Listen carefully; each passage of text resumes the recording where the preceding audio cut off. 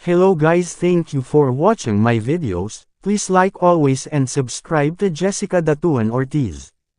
Kabanata 1381 hanggang 1390. Habang sinusuri ni Li Hanxing, mas nararamdaman niya ito.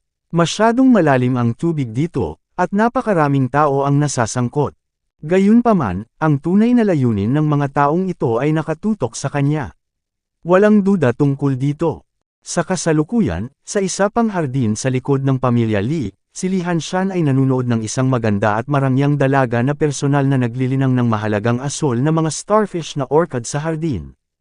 Para naman kay Li Hanshan, na nakatayo ng tuwid, hindi nang ahas na magpakita ng kahit ketiting na mapurol na puwersa, ay nakatitig sa jade scissor sa kamay ng babae nang hindi kumukurap. Ang maluho at kaakit-akit na babaeng ito ay ang ina ni Li Hanshan, si Qin Shuangshuang, ang pinakamatandang babae ng Washan Hufu.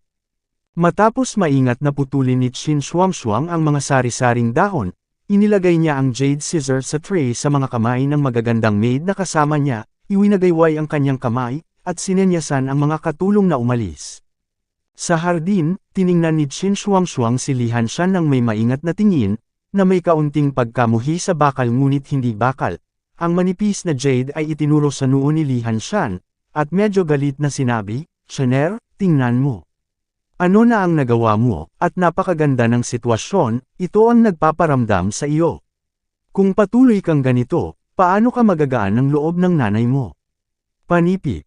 Ibinaba ni Li Hanshan ang kanyang ulo sa kahihiyan, at sinabi, "Ina, ang aking anak ay walang kakayahan, kaya ang aking ina ay pagod." Mahinang sinabi ni Qin Shuangshuang, "Hindi mahalaga kung pagod ako, ngunit hindi ko lang nakitang nakataas ang isang kilay ni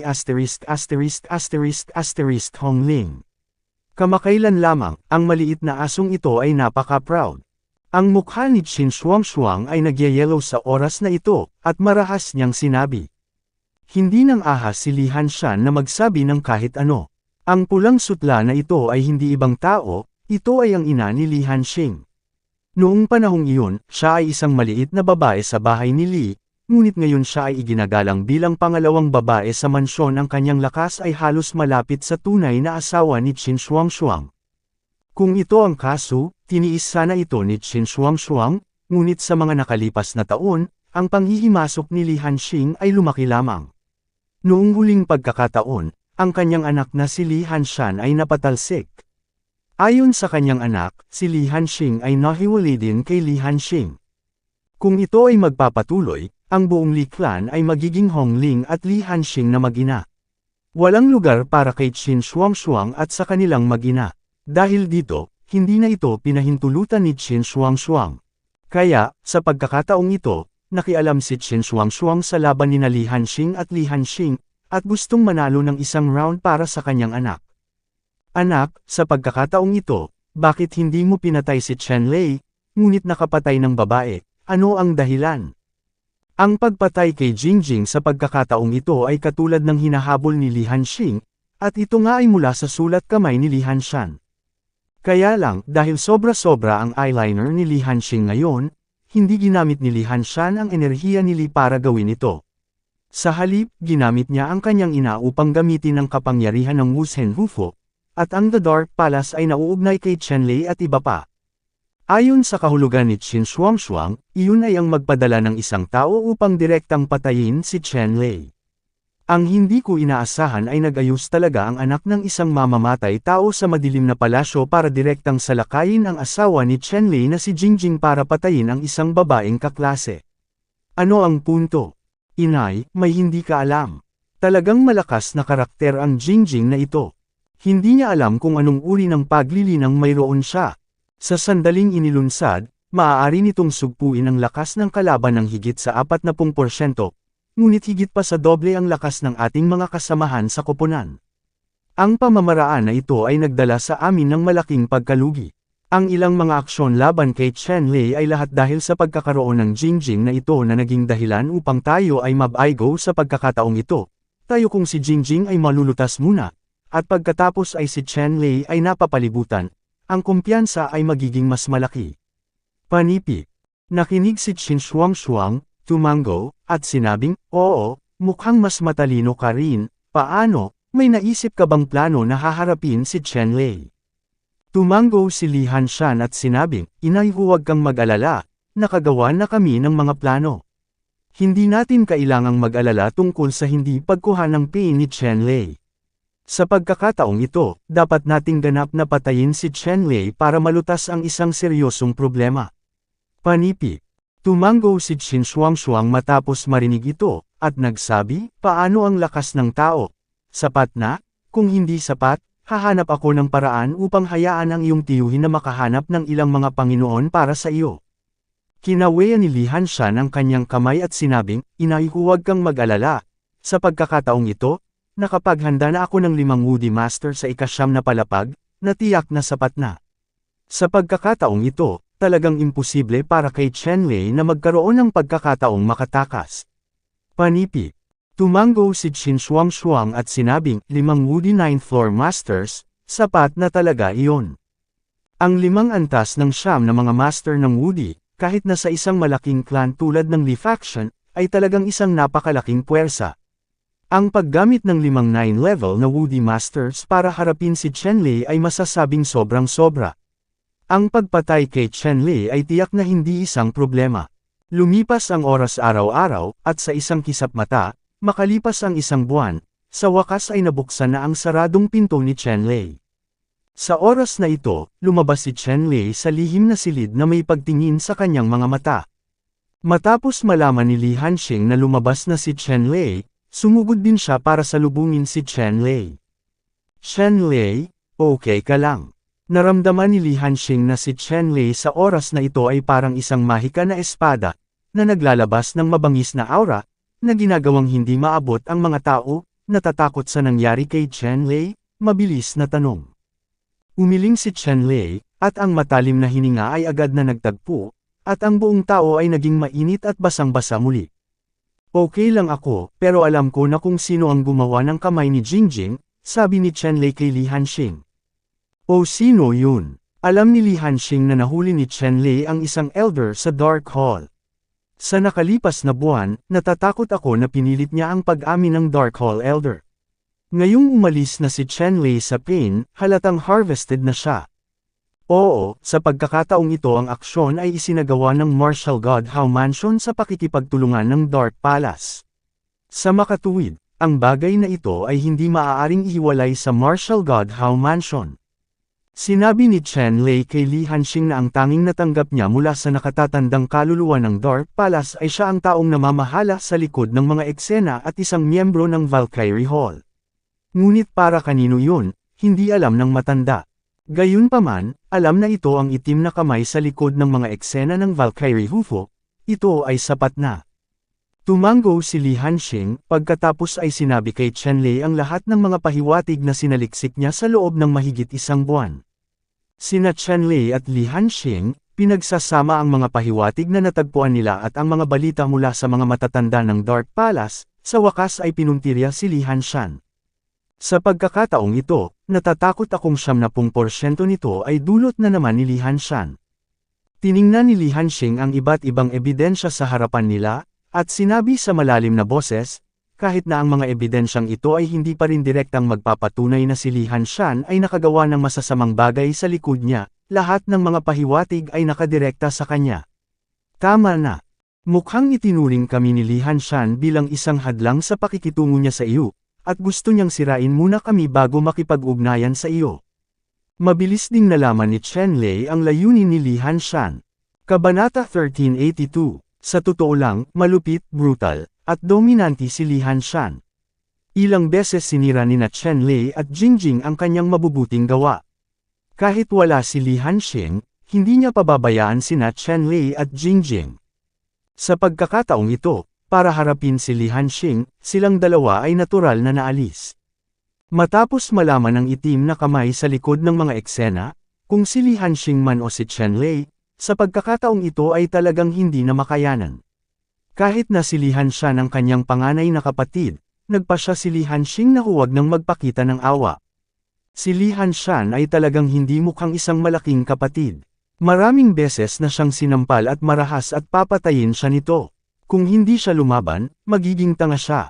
Bukod dito, si Chen Lei ay walang psikolohikal na pasanin sa pagpatay kay Li Hanshan. Sa pagkakataong ito ay nang-ahas si Li Hanshan na salakayin si Jingjing. Tuluyan niyang hinawakan ang bottom line ni Chen Lei. Kahit anong paraan ang ginamit niya, hinding-hindi siya papayag. Nakaligtas si Li Hanshan.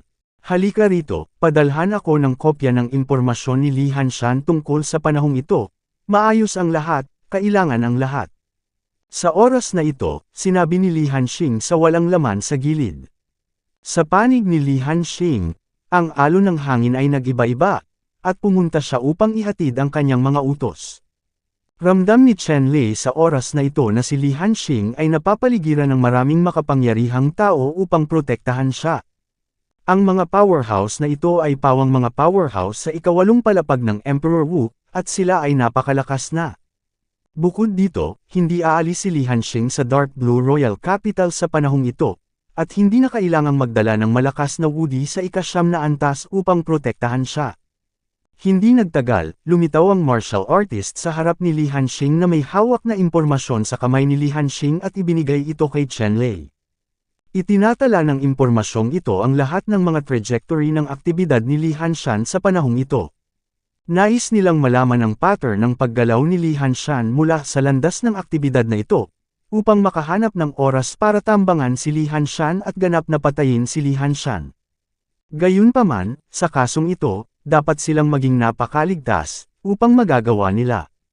Kaya lang hindi natuklasan ni Chen Lei at Li Hanxing ang trajectory ng mga aktibidad ni Li Hanshan, at ang kanilang deployment ay naabala ng mga utos. Ang Dark Blue Emperor ay mag-oorganisa ng pamamaril. Sa araw na ito, nakatanggap si Li Hanxing ng mensahe mula sa kasambahay. Ang imperial na atas na ito ay inihatid ng clone ng emperador ng Deep Blue Empire. Kamakailan, ang mga disipulo ng Deep Blue Empire ay naging maayos, lalo na sa lihim na kaharian ng dagat. Marami na silang natamo. Nadama ng Emperor ng Deep Blue Empire na ako ay napakagaan, kaya naghanda akong magsagawa ng pangangaso sa Royal Hunting Ground para gantimpalaan ang lahat ng mga disipulo. Kasabay nito, ang pamamaril na ito ay maaari ding ituring na isang karanasang aktibidad para sa iba't ibang pamilya at mga alagad upang pumili ng mga tagapagmana. Ang maharlikang pamamaril na ito ay masasabing pagsubok para sa iba't ibang angkan, 8 Diyos, at 12 hari ng dagat sa lungsod upang pumili ng bagong tagapagmana.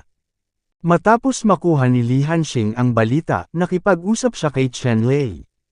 Matapos dumaan sa lihim na kaharian ng dagat, karamihan sa mga aristokratikong disipulo ng pamilya ay nakakuha ng maraming pagkakataon na makapasok sa ikawalong antas ng Emperor Wu. Pagkatapos ng panahong ito, ang paglilinang ay pinagsama-sama.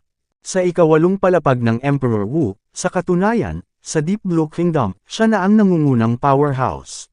Bagaman malakas ang mga powerhouse sa ika-9 na antas ng Emperor Wu, kakaunti pa rin sila. Ang 8th Order powerhouse ni Emperor Wu ay sapat na para maging pinuno ng isang angkan o kahit isang pamilya. At sa pagkakataong ito, pagkatapos na ang mga maharlika o patriarka na ito ay magbitiw, sila ay papasok sa Presbyterian Church, o magiging pamana ng pamilya, at huwag pansinin ang mga makamundong gawain. Noong nakaraan, ang iba't ibang mga sekta ay gumamit ng iba't ibang paraan upang linangin at alagaan ang mga tagapagmana sa loob ng angkan. Sa pagkakataong ito, isang tunay na tagapagmana ang napili para ipagpatuloy ang kapangyarihan. Matapos matanggap ang balita, alam ni Li Hanxing na ang oras na ito ay napakahalaga at dapat tretuhin ng may pag-iingat. Chen Lei, ang maharlikang pamamaril na ito ay hindi lamang napakahalaga sa akin, ngunit sa tingin ko ito rin ang pinakamagandang pagkakataon para patayin si Li Hanxing, sabi ni Li Hanxing kay Chen Lei. Tumango si Chen Lei. Ang pagkakataong ito ay talagang isang bihirang pagkakataon. At saka, sa Royal Hunting Grounds, kung papatayin mo si Li Hanshan, basta ginawa mo ito ng maayos, walang makakapansin. Kung ganoon, maghahanda kami para sa Royal Hunt na ito. Sa pagkakataong ito, dapat nating patayin si Li Hanshan, at hinding-hindi natin siya bibigyan ng pagkakataong makatakas. Nagdesisyon din si Li Hanxing. Si Chen Lei ay mas mamamatay tao. Sa pagkakataong ito, nahawakan na ni Li Hanshan ang ilalim na linya. Hindi na niya bibigyan ng isa pang pagkakataon si Li Hanshan, kahit na gamitin niya ang altar na iniwan ni King Shark, hindi siya magdadalawang isip. At natural na nakuha ni Li Hanshan at ng iba pa ang balita sa oras na ito. Sa katunayan, natanggap ni Li Hanshan ang balitang ito ilang araw na ang nakalipas, at ang pagkakataong ito ay hindi ang kanyang pinakamagandang pagkakataon para wasakin si Li Hanxing. Sa Royal Hunting Grounds, lumitaw ang iba't ibang mapanganib na hayop sa isang walang katapusang sapa. Nanghuhuli daw sila, pero kaya rin nilang manghuli ng tao.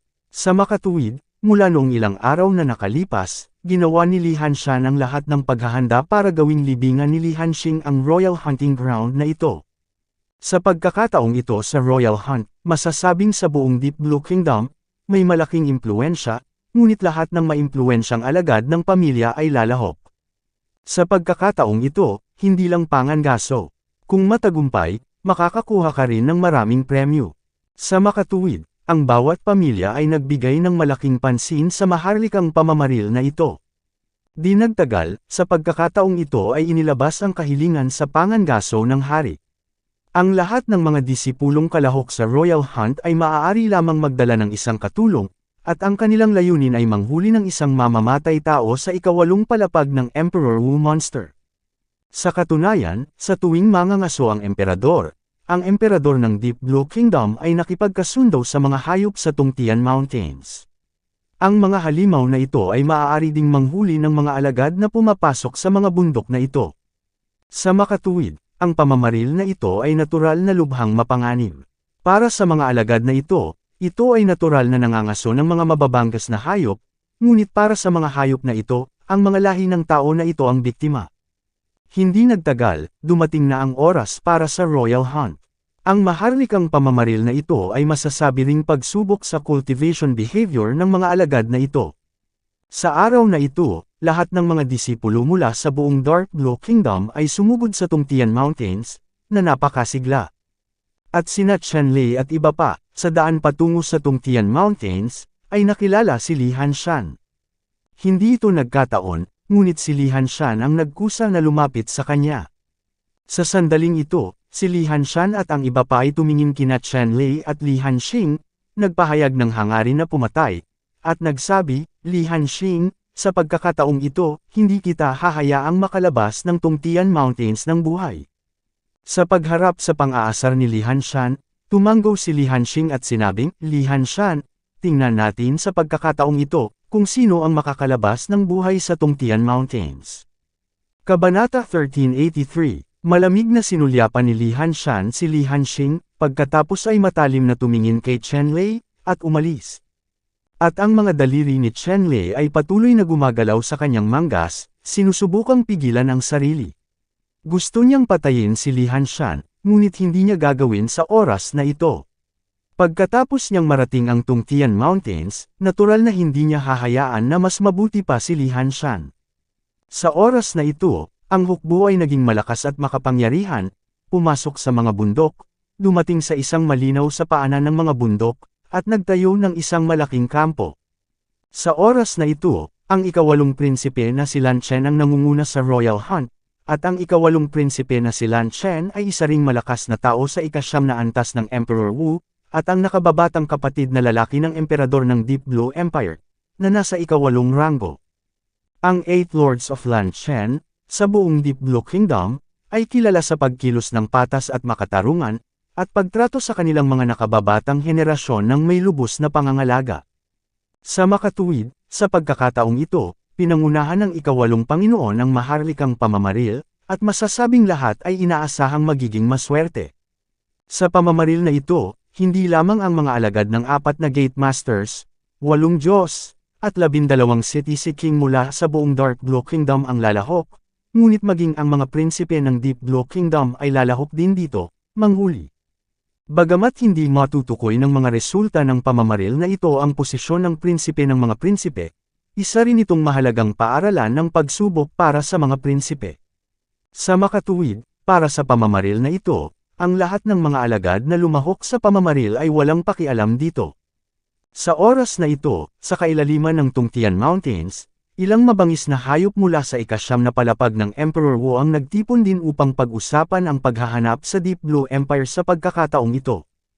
Ang halimaw na ito, sa katunayan, ang paglilinang ni Hilingzi ay hindi mas mahina kaysa sa mga tao, at mas matalino pa kaysa sa mga tao. Ipinadala ng Deep Blue Empire ang mga disipulo nito sa Tungtian Mountains para manghuli ng mga mababangas na hayop para maasa ang kanilang mga disipulo, at ang mga hayop na ito, paano ang pangangaso sa mga taong alagad na ito para maasa ang kanilang mga inapo. Sa pagkakataong ito, pagkatapos ng talakayan, ilang mabangis na hayop sa ika-9 na palapag ng Emperor Wu ang nagkasundo. Sa pagkakataong ito, dapat nating bigyang pansin ang sangkatauhan na ito. Dapat mong malaman na ang mga lahi ng tao na ito, sa mga mata ng mga asasin na ito, hindi lamang ito ay masarap, at ito ay isang shortcut sa pagpapabuti ng lakas kung ang susunod na Martial Emperor Human Races sa ika-7 at ika-8 palapag ay malalamon, ang kanilang lakas ay madali, lumagpas sa kaharian. Isa rin itong magandang pagkakataon para sa mga halimaw na gustong makalusot ng mabilis. Sa pagkakataong ito, huwag mong hayaang bumalik ang sangkatauhan na ito. Ang makapangyarihang mga taong ito sa gitna ng mga hayop ay may matinding liwanag sa kanilang mga mata. Siyempre, sila ay limitado sa kasunduan sa Deep Blue Emperor. Ang mga hayop na ito sa ika-9 na palapag ng Emperor Wu ay hindi gagalaw, at maaari lamang ipadala ang mga nasa ibaba ng ika-8 palapag ng Emperor Wu. Ginawa ito ng halimaw. Gayunpaman, ito ay sapat na para sa mga hayop na ito.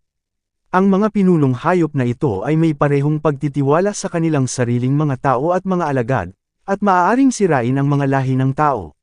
Dapat mong malaman na sila ang tunay na Tungtian Mountains. Ang may-ari. Sa oras na ito, ang 8th Prince Lan Chen ay tumingin sa mga disipulo na naghahanda na lumahok sa pangangaso at sinabi, "Lahat, kayo ang pagmamalaki ng Deep Blue Empire. Napakalaki ng pamamaril na ito para sa iyo. Ang mga pagsubok, at maging, ay maaaring matukoy ang kahihinatnan ng iyong buhay. Sa makatuwid, umaasa akong gagawin mo ang iyong makakaya. Kasabay nito, gusto ko ring sabihin sa iyo na ang halimaw na ito sa kailaliman ng Tungtian Mountains ay lubhang mapanganib. Kahit na ang hinaharap ay napakahalaga, mayroon itong buhay. Sa paghahambing, wala. Kung ikaw ay nasa panganib, kailangan mo munang protektahan ang iyong buhay." Okay, ang haring ito ay maraming nagsasalita. Ngayon, maaari kang pumasok sa Tungtian Mountains at manghuli. Sa pagkakataong ito, maaari kang manghuli. Ang oras ay limitado sa 10 araw. Pagkatapos ng 10 araw, natapos na ang pamamaril. Panipi. Sa sandaling bumagsak ang boses ng ika-8 Panginoong Lan Chen, at sa ilang sandali, hindi mabilang na mga figure ang bumaril patungo sa Tungtian Mountains at tumungo sa kailaliman ng Tungtian Mountains. Sa maharlikang pamamaril na ito, ang mga alagad lamang ng ika-8 palapag ni Emperor Wu ang pinayagang makapasok. Siyempre, ang mga nasa ibaba ng ika-8 palapag ng Emperor Wu ay maaari ding pumasok. Pagkatapos ng lahat, hindi maraming mga batang disipulo ang makakarating kay Emperor Wu sa ika-8 palapag. Ang mga disipulo sa ibaba ng antas na ito ay maaari lamang lumipat sa gitnang lugar, at hindi dapat pumasok sa malalim na lugar ng bundok, kung hindi, walang ganap na buhay. Para naman sa mga disipulo ng ika-8 palapag ng Emperor Wu, pumunta sila sa pinakamalalim na punto at nanghuli ng mga hayop sa paligid ng ika-8 palapag ng Emperor Wu. Sa pagkakataong ito, ang bilang ng mga mabangis na hayop na hinuhuli ay ginamit bilang pamantayan sa pagganap. Ang mas mabangis na halimaw na iyong hinuhuli, mas mataas ang marka. At ang bawat alagad ay pinahihintulutan na magdala ng isang katulong na hindi lalampas sa kanyang sariling antas ng paglilinang upang kumilos ng sama-sama. Ang katulong ni Li Hanxing ay natural na si Chen Lei. Ayon sa pangunawa ni Li Hanxing, ang mga mabangis na hayop sa ika-8 palapag ng Emperor Wu ay hindi mga kalaban sa harap ni Chen Lei at madaling masira. Maging si Li Hanxing mismo ay may lubos na katiyakan na kaya niyang tugisin ang Woody 8th layer mabangis na hayop ng mag-isa. Ang pangunahing layunin ng kanilang pagdating sa oras na ito ay hindi upang manghuli ng mga mabangis na hayop, ngunit mga mangangaso, upang patayin si Li Hanshan sa bulubunduking ito.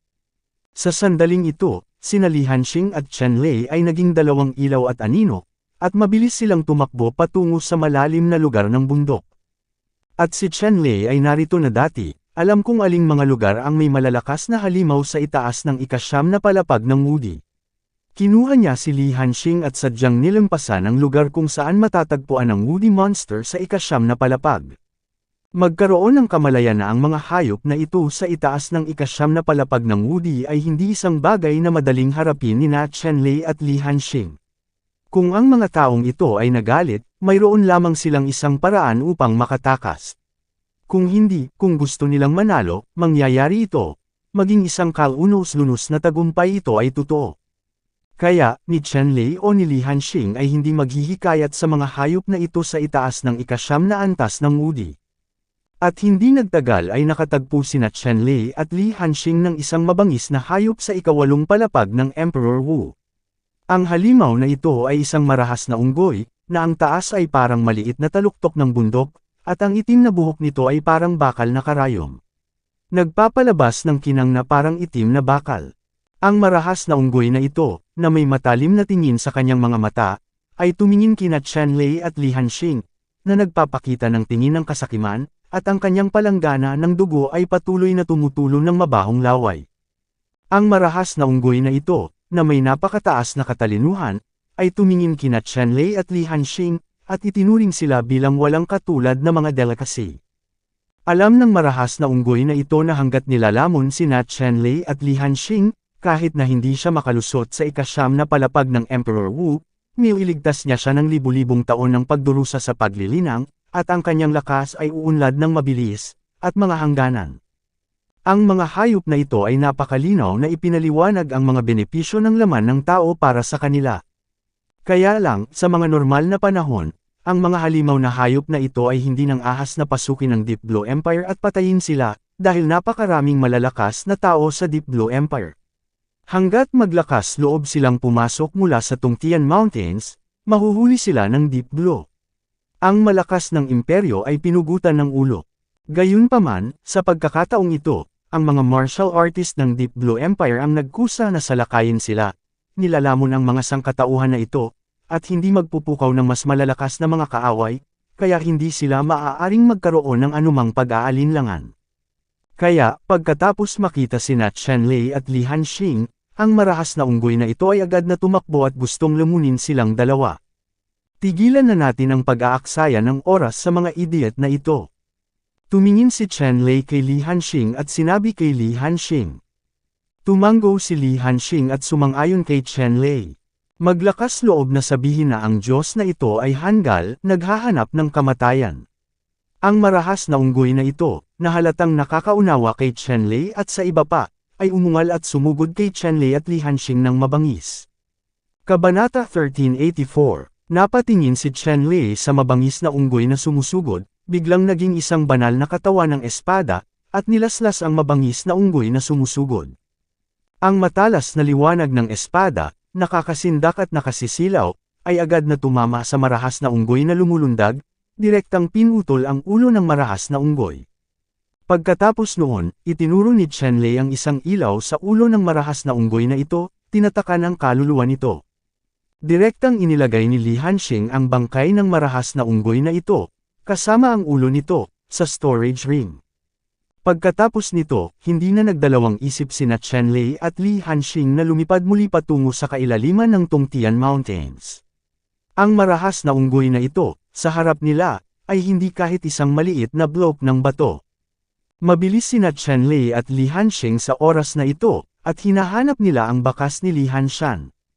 Kaya lang, masyadong malaki ang Tungtian Mountain Range, at hindi madaling mahanap ang bakas ni Li Hanshan.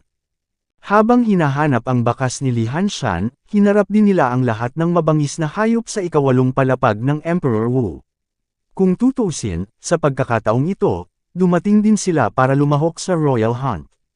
Imposibleng bigyang katwiran. Sina Chen Lei at Li Hanxing, bawat isa ay may kakayahang manghuli ng ika-8 layer na mabangis na hayop ni Emperor Wu ng mag-isa, pabayaan ang dalawa na magkasamang kumikilos, kahit anong uri ng makapangyarihang mabangis na hayop, makatagpo nila sina Chen Lei at Li Hanxing ang mga tao ay mamamatay ng wala, isang pagdududa. Sa isang kisap mata, 5 araw na ang lumipas, at ang buong Tungtian Mountain Range ay masasabing napakasigla. Kahit saan ay maririnig mo ang huni ng mga hayop na umuungal na parang langit, at ang tunog ng mga halimaw na nakikipaglaban. Ang mga disipulong ito na pumasok sa Tungtian Mountains ay gumanap ng labis na kamangha-mangha, at sila ay nanghuli ng isang malaking bilang ng mga mababangas na hayop. Ngunit, sa parehong paraan, sa mga halimaw, mayroon ding mga napakalakas na tao na pumapatay sa mga alagad ng sangkatauhan, tulad ng pagputol ng mga melon at gulay. Sa mga halimaw na ito, mayroong isang pamilya na matatawag na hari, na may dugo ng sinaunang hayop na puting tigre. Ang buong katawan ay puti ng nyebe, pinong alikabok, hindi galit, at ang hari ng mga hayop. Sa angka ng White Tiger, sunod-sunod na nilamon ng ilang Woody 8th level powerhouses ang 7 o 8 malas na Terran powerhouse, at ang kanilang momentum ay naging mas malakas. Dapat mong malaman na ang Woody na binubuo ng ika-8 antas ng sangkatauhan ay ang pinakamagandang spirit kill para sa mga halimaw na hayop na ito. Kung lulunukin mo ito, ang iyong lakas ay lalakas ng 1 punto. Sa mga mabangis na hayop na ito ng White Tiger Clan, ang isa sa kanila ay umabot pa sa ika-8 antas ng tuktok ng Emperor Wu. Ang laman ng tao ay talagang ang pinakamagandang pagkain sa mundo, ngunit sa kasamaang palad ito ay napakaliit. Isang malaking puting tigre ang nakatayo sa isang bundok. Ang araw ay sumikat sa malasatin, puting nyebe na buhok, kumikinang, at malalaking kuko ay umabot sa bibig nito upang bunutin ang mga ngipin nito. Ang puting tigre na ito ay kakakain lang ng isang celebrity na babae, ang babaeng ito ay may nakamamanghang mukha, at ang kanyang lakas ay nasa ika-8 antas ng Emperor Wu, ngunit siya ay napakamalas nang makasalubong niya ang puting tigre na ito at napalunok sa isang kagat.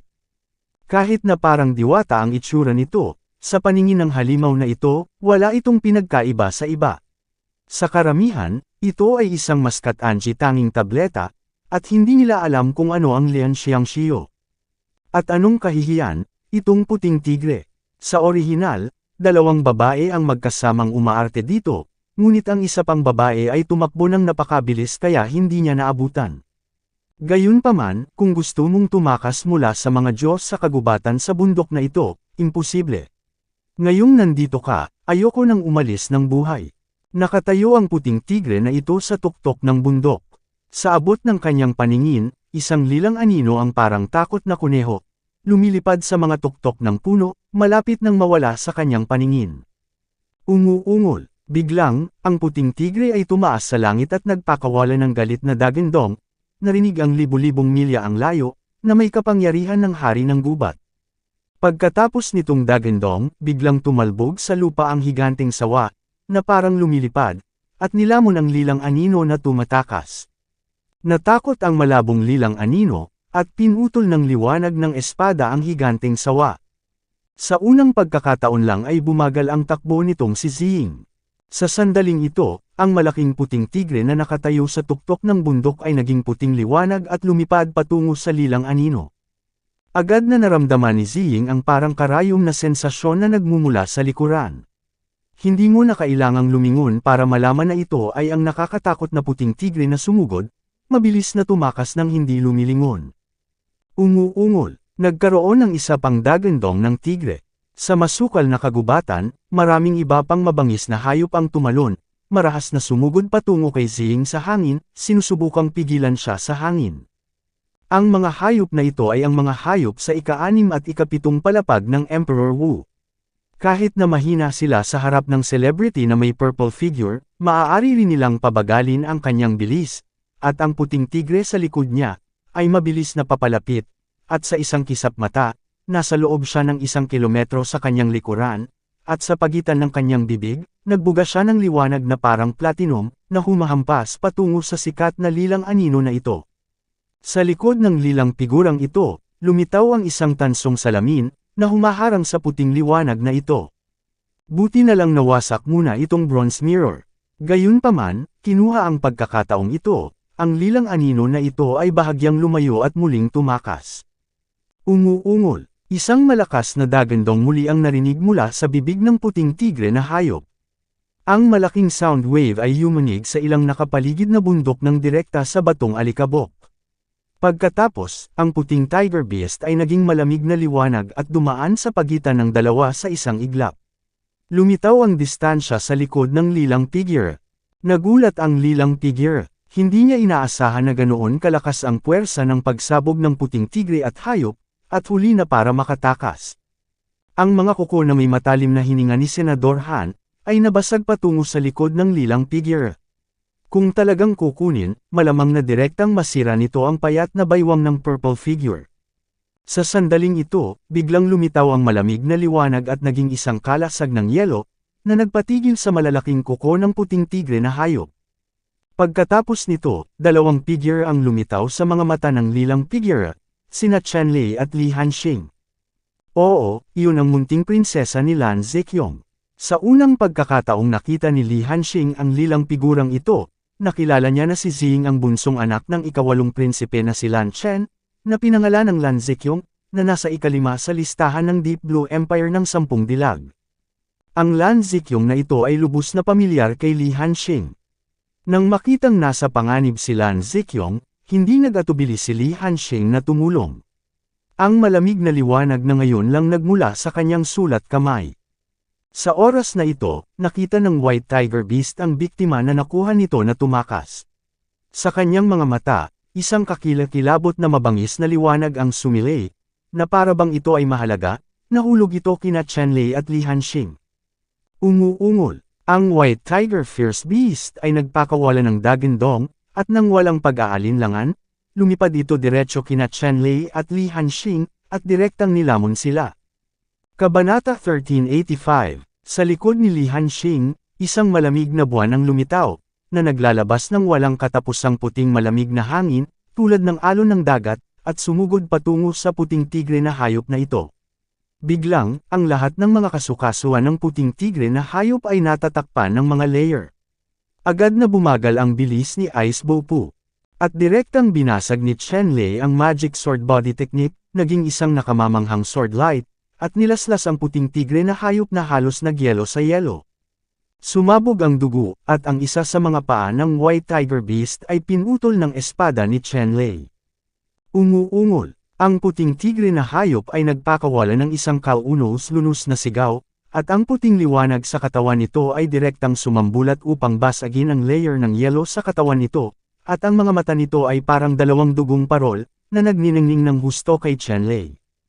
Ang puting tigre na hayop na ito ay biglang nagpapuwersa sa hulihan nitong mga binti, at ang buong katawan nito ay nagbuga ng malaplatinum na sinag ng liwanag. Ang mga liwanag na sinag na ito ay lubhang matalas, at ang hindi mabilang na mga taluktok ay agad na pinatag kung saan sila dumaan. At ang sinag ng liwanag na ito ay tumama patungo kay Qianlei nang may hindi kapani-paniwalang kapangyarihan. Si Qianlei ay naging isang banal na katawan ng espada sa sandaling ito, ang liwanag ng espada ay nasa lahat ng dako, at ito ay hindi magagapi. Ang malamig na liwanag ay kumikinang, pinutol ang malaplatinum na liwanag, at pagkatapos, gamit ang isang mabangis na espada, ito ay hamampas patungo sa napakabangis na puting tigre na ito. Ibinuko ng puting Tiger Beast ang bibig nito at napaungol sa galit, at ilang malamig na ilaw ang bumaril mula sa bibig nito, tinatanggap ang liwanag ng espada na naging anyo ni Qianlei. Ang sword light na ginawa ni Qianlei ay direktang tinangay ang ilan sa mga malamig na ilaw na ito, ngunit ang sword light na ginawa niya ay lumabo ng husto. Ang ilan sa mga malamig na ilaw na ito ay ilan sa mapait na paglilinang ng puting tigre na hayop. Ang mga kayamanan ng buhay na ito ay lahat ay ginawa mula sa kanyang sariling mga ngipin ng tigre, pinasigla ng patuloy na kapangyarihan ng tunay na gang, at ang kapangyarihan ay hindi pangkaraniwan. Gayunpaman, ang kasalukuyang lakas ni Qianlei ay mas malupit, at direkta niyang inalis ang ilan sa mga kayamanan ng puting tigre. Sa susunod na sandali, ang walang katapusang espiritual na enerhiya ay direktang ibinuhos sa liwanag ng espada na binago ni Qianlei, at ang mahinang liwanag ng espada ay naging lubhang kamangha-mangha muli. Pagkaraan, ang nakakagulat na liwanag ng espada na ito ay muling hamampas patungo sa puting Tiger Beast, kasing bilis ng kidlat, upang ang puting tigre na hayop na ito ay hindi na maiiwasan. Hoy! Ang espadang ito ay tumama mismo sa leeg ng puting tigre na hayop. Ang balahibo ng puting tigre at hayop ay kasing puti ng nyebe, umaagos na may runelight na parang platinum. Ang malaplatinum na runbeam na ito ay may malakas na defensive power. Imposible para sa mga ordinaryong woody na pang-8 antas na powerhouse na makalusot sa depensa nitong layer ng rune rays. Gayunpaman, ang liwanag ng espada ni Chen Lei ay hindi lamang madaling tumagos. Sa pagtatanggol ng runbeam, kahit na ang espadang ito ay direktang nabasag ang ilan sa mga buto ng puting tigre na hayop, halos pugutan ang malaking ulo nito. Ang puting tigre na hayop ay sumigaw na parang niyanig ang lupa, at naging puting liwanag, at agad na tumakas ng 10,000 metro ang layo, at tumingin kay Chen Lei ng may takot. Ang mga puting tigre at hayop na ito ay hindi inaasahan na si Chen Lei ay magkakaroon ng napakalakas na kapangyarihan sa pag-atake. Nanlamig ang mga mata ni Chen Lei, at biglang nawala ang kanyang anyo. Nang muli siyang lumitaw, pumunta siya sa gilid ng White Tiger Fierce Beast, at nahulog muli gamit ang isang espada. Ang White Tiger Fierce Beast ay natakot at nagalit. Hindi siya naglakas loob na kunin ang espadang ito, nagbago ang kanyang katawan, at naglabas ng serye ng malalaking after images, iniiwasan ang espada ni Chen Lei. Hoy! Ang espada ni Chen Lei ay tumagos sa hangin, sa itaas mismo ng 10,000 metrong taas ng bundok, na hinati ang 10,000 metrong bundok sa kalahati, at ang ibabaw na naputol ay kasing kinis ng salamin. Pagkatapos ay naging electric light si Chen Lei, at muling pinugutan ng ulo ang hayop malapit sa puting tigre. Sa sandaling ito, ang White Tiger Beast ay lubos na natakot at gustong tumakas. Sa sandaling ito, isang puting liwanag ang biglang bumaril mula sa malayo, na tumama sa isa sa puting tigre at hulihan ng mga binti ng hayop. Ilang sandali, nabuo ang isang makapal na layer ng dark blue na yellow sa hulihan na binti na ito. Matapos mabuo ang layer na ito ng yellow, biglang bumagal ang takbo ng puting tigre. Sinamantala ni Chen Lei ang pagkakataong ito para patayin siyang muli.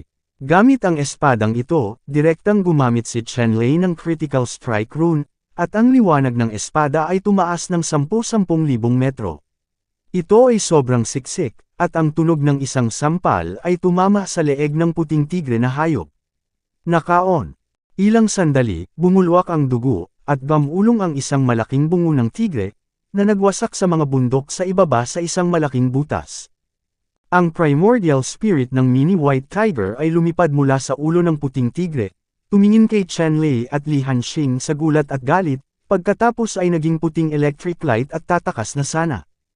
Hoy! Sa sandaling ito, nauna ang electric light, at direktang bumaril sa primordial spirit ng puting tigre. Ang White Tiger primordial spirit ay biglang nanigas at hindi na makagalaw. Pagkatapos, lumipad ang power grid at inilipat ang Baihu Yuanshen na nakulong sa power grid. Pagkatapos nito, inilagay ni Chen Lei at Li Hanxing ang mga bangkay ni Baihu Yuanshen at Baihu sa storage ring. Matapos gawin ang lahat ng ito, tumingin sina Chen Lei at Li Hanxing kay Prinsesa Lan Ziqiong. Princess Lan, ayos ka lang. Sabi ni Li Hanxing kay Prinsesa Lan Ziqiong. Sa oras na ito, medyo natatakot pa rin si Prinsesa Lan Ziqiong. Matapos marinig ang mga salita ni Li Hanxing, tumanggaw siya at nagsabi, Li Hanxing, salamat, wala akong gagawin. Tumanggaw si Li Hanxing at nagsabi, ayos lang ang prinsesa, paano ka makakakilos ng mag-isa? Narinig ni Lan Ziqiong ang mga salita ni Li Hanxing, ang kanyang mga mata ay namumula, at may mga kristal na patak ng luha sa kanyang mga mata, at bigla niyang sinabi, Li Hanxing, sinamahan ako ng aking kapatid na si Shui Qin sa pagkilos, ngunit nakakalungkot na pinrotektahan niya ako. Sa oras na iyon, ako ay kinakain ng puting tigre na hayop na ito. Panipi. Pagkatapos magsalita, hindi na napigilan ni Lan Ziqiong at nagsimulang umiyak. Sinabi ni Li Hanxing, munting prinsesa, pasensya na, si Shui Qin na babae ay nasa ilalim ng Jikuan, natatakot akong ayaw kitang makitang ganito. Pagkaraan ng ilang sandali, pinigilan ni Lan Ziqiong ang kanyang mga luha, itinaas ang kanyang ulo upang tingnan sina Chen Lei at Li Hanxing, at sinabing, ano ang susunod mong gagawin? Maaari ba akong kumilos sa iyo? Eto, sobrang takot na talaga ako. Panipi. Nagkatinginan sina Chen Lei at Li Hanxing, at ngayon ay talagang ayaw nilang pagsamahin ang Blue-Violet. Alam mo, hindi sila nandito para lumahok sa pamamaril, ngunit samantalahin ang pagkakataong ito para patayin si Li. Mula kay Hanshan gayunpaman, nakita ni Lan Ziqiong na mayroon siyang cultivation suit at wala siyang masyadong aktwal na kakayahan sa pakikipaglaban. Kung iiwan siya nitong mag-isa sa lugar na ito, baka hindi na siya makalabas ng buhay. Sa sandaling ito, hindi mapigilan ni Li Hanxing na magreklamo tungkol kay Lan Chen, ang ikawalong prinsipe. Paano siya magiging napakagaan ng loob na hayaan ang isang dalagang tulad ni Lan Zikyong na sumali sa pamamaril na ito? Chen Lei, Li Hanxing, nakikiusap ako, isama mo ako. Sa oras na ito, nakita rin ni Lan Zikyong ang mga pagdududa ni Chen Lei at Li Hanxing, at hindi niya maiwasang magtanong muli. May bakas ng kahinaan at kawalan ng kakayahan sa boses, at ito ay isang matinding pagnanais na protektahan mula kay Lan Zikyong, na may mahinang ngunit magandang mukha, mahirap para sa mga ordinaryong tao na tanggihan ang ganoong kahilingan. Supreme Rebirth Kabanata 1386. Sa wakas ay tumango si Li Hanxing at sinabing, "Okay, maaari mo kaming sundan, ngunit huwag kang magdulot ng anumang gulo. Kung gumawa ka ng maling paglipat dito, ito ay isang sitwasyon kung saan hiwalay sina Yin at Yang." Sa huli, nakita ni Li Hanxing ang mukha ng ikawalong prinsipe at nagpasya na kunin si Lan Zikyong. Sa oras na iyon, ang ikawalong prinsipe ay labis na nag-aalala kay Li Hanxing. Sa pagkakataong ito ay tulong ng ikawalong prinsipe. Karaniwan, hindi gaanong nagsasalita si Chen Lei, at hindi siya tutol sa desisyon ni Li Hanxing. Nang makita ni Lan Zikyong si Li Hanxing na nangako na kukunin siya, umiyak siya at tumawa, napaka-inosente. Okay, sa susunod ay magpapatuloy tayo sa paghahanap ng mga hayop. Kinuha ni Chen Lei at Li Hanxing si Lan Zikyong at nagpatuloy sa paghahanap ng mga mababangas na hayop sa mga bundok na ito. Sa katunayan, sina Chen Lei at Li Hanxing ay parehong hinahanap ang kinaroroonan ni Li Hanshan at hinahanap ang halimaw, sa kalsada lamang. Habang hinahanap ni Chen Lei at Li Hanxing si Li Hanshan, hinahanap din ni Li Hanshan si Chen Lei at ang kanilang kinaroroonan. Masyadong malaki ang Tungtian Mountain Range na ito. Kapag napasok mo na ito, hindi ito gaanong naiiba sa ilang patak ng tubig na humahalo sa dagat. Hindi madaling mahanap sina Chen Lei at Li Hanxing sa napakaikling panahon, oras. Sumunod sa panig ni Li Hanshan ay ang munting lingkod ng martial god na si Hufo at ang pinsan ni Li Hanshan. Ang pinsan ni Li Hanshan ay hindi rin mahina sa lakas, at ganoon din kalupit. Ang mga bagay ay tinitipon ayon sa uri, at ang mga tao ay nahahati ayon sa mga grupo. Ang mga taong may ganitong personalidad lang ang makakasama ni Li Hanshan. Ang pinsan ni Li Hanshan, na pinangalan ng Qin Shu, ay lumahok sa Royal Hunt sa pagkakataong ito, at ang kanyang pangunahing gawain ay tulungan si Li Hanshan na patayin sina Chen Lei at Li Hanxing. Alamin na ang susunod na tagapagmana ng Martial God Mansion ay natukoy na, kaya hindi na kailangang ipaglaban ito. Sa Washen Hufo, mayroong isang walang katulad na henyo na may napakataas na kwalifikasyon. Ilang taon na ang nakalilipas, ang cultivation ay nasa ikawalong palapag na ng Emperor Wu. Sa pagkakataong ito ay hindi na siya nakilahok sa mga aktibidad ng lihim na kaharian ng dagat, dahil hindi niya kailangang umasa dito ang lihim na pagkakataon ng dagat na makapasok sa ikawalong palapag ng Emperor Wu. Siya mismo ay matagal nang nagtatanim ng ikawalong palapag, ni Emperor Wu. At ang walang katulad na henyo na ito ay tinatawag na Qin Jiangxin. Sa kasalukuyan, si Qin Jiangxin ay naging tunay na master ng Martial God Hao Mansion. Ang nakaraang henerasyon ng mga Diyos ay nagbitiw at komportableng umatras sa pagsasanay sa paglilinang at hindi na nag-aalala tungkol sa Martial God Hao Mansion. Si Qin Jiangxin ay hindi nakilahok sa Royal Hunt sa pagkakataong ito, dahil sa kanyang posisyon, hindi niya kailangang lumahok sa mga naturang aktibidad sa pangangaso upang patunayan ang kanyang sarili. Gayunpaman, ang hindi pagsali ni Qin Jiangxin ay hindi nangangahulugang hindi nalalahok si Wu Zhenhufo sa pagkakataong ito. Nagpadala si Wu Zhenhufo ng 5 mahuhusay na disipulo para lumahok sa kaganapang ito sa pangangaso, kabilang ang Qin Shu. Ang utos na natanggap ni Qin Shu ay tulungan si Li Hanshan na malampasan ang mga hadlang at makuha ang mga karapatan sa mana ng pinuno ng Li Clan. Sa oras na ito, hinahanap ni Li Hanshan at Qin Shu kung saan-saan sina Chen Lei at Li Hanxing. Si Li Hanshan ay gumawa ng perpektong paghahanda. Hanggat nakilala niya si Chen Lei, hinding-hindi niya hahayaang makatakas si Chen Lei. Kailangang ganap na patayin si Chen Lei. Para naman kina Chen Lei, Li Hanxing, at Lan Zikyong, unti-unti nilang nilapitan sina Li Hanshan at Qin Shou. Bagaman ang mga bundok ng tungtian ay napakalaki at walang hangganan, ngunit sa ilalim ng dalawang grupo ng mapagmalasakit na paghahanap ng mga tao, unti-unting tumaas ang distansya sa pagitan ng dalawang panig. Sa proseso ng paghahanap, natural na walang pakialam sina Chen Lei at Li Hanxing sa mabangis na hayop na natagpuan nila, at pinatay si Lan Ziqiong. Sobrang hinahangaan nila sina Chen Lei at Li Hanxing. Ang lakas ng tao ay higit pa sa kanyang kakayahan.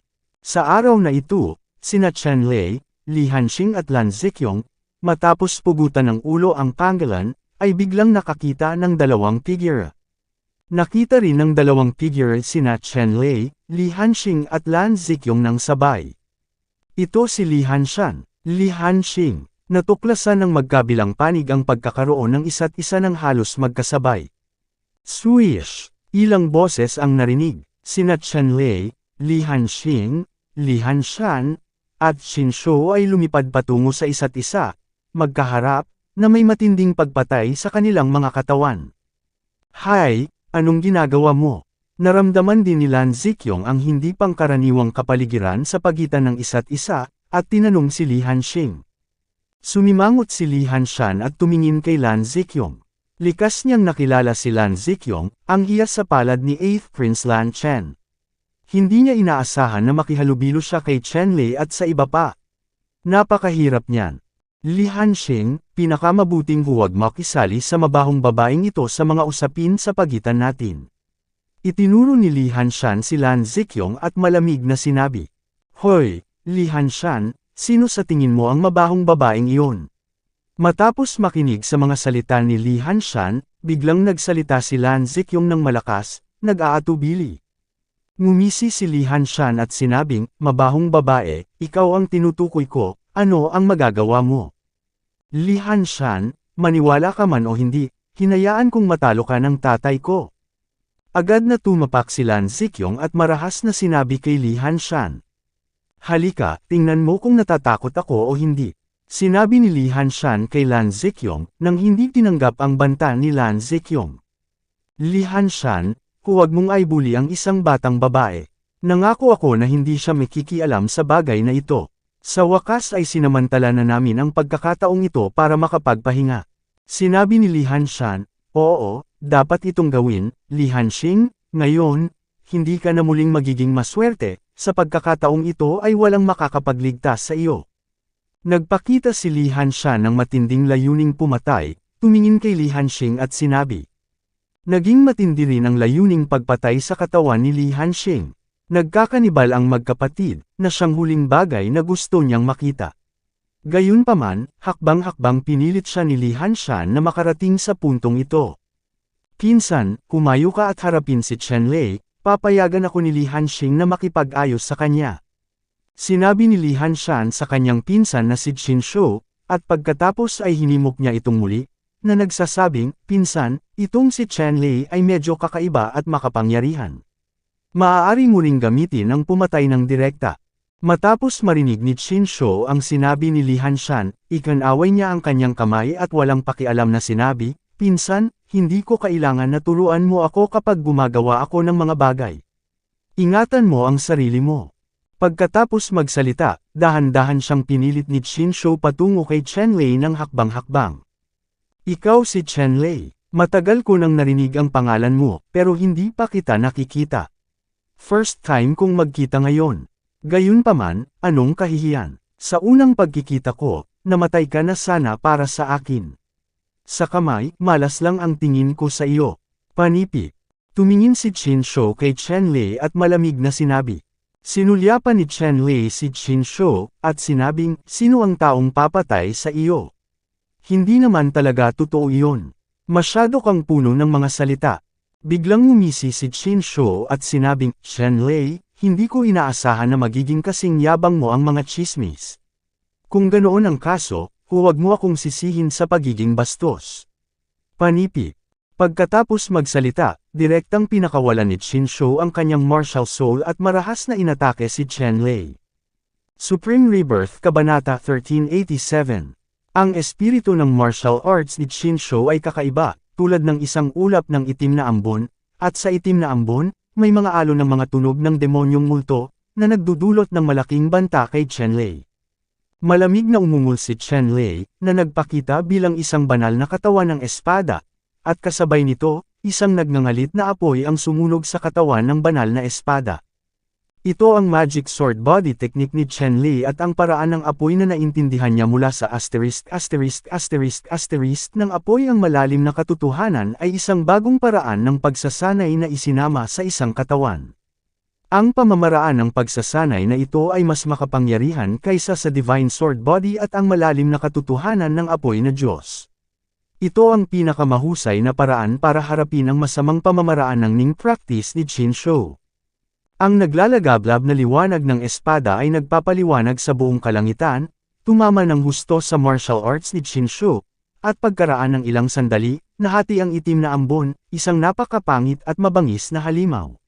Direkta siyang sumigaw, at nahati sa dalawa ng espadang ito, nasusunog ang kanyang katawan sa nagngangalit na apoy, at sa isang kisap mata ay naging itim na usok, na napakabaho. Biglang sumangot si Qin Shou, at ang kanyang mukha ay naging sobrang putla sa isang iglap, at tinitigan niya si Chenlei ng masama. Nabura ng espada ni Chenlei ang karamihan sa kanyang martial arts. Ito ay isang bagay na hindi pa nangyari. Ang martial soul ni Qin Shou ay lubhang mabangis at kakaiba. Ito ay maaaring tawaging pinakamabangis na martial soul, ngunit ang kapangyarihan nito ay pambihira. Hindi pa nakilala ni Qin Shou ang sinumang nagdulot ng malaking pagkawala. Tumingin si Chenlei kay Qin Shou, ngunit malamig siyang ngumuso. Biglang, isang makapal na electric light ang bumagsak mula sa langit at tumama sa katawan ni Qin Shou, nahati ito, at lumitaw ang itim na usok sa buong katawan niya, katawan. Ang suntok na ito ay direktang nagparalisa kay Qin Shou.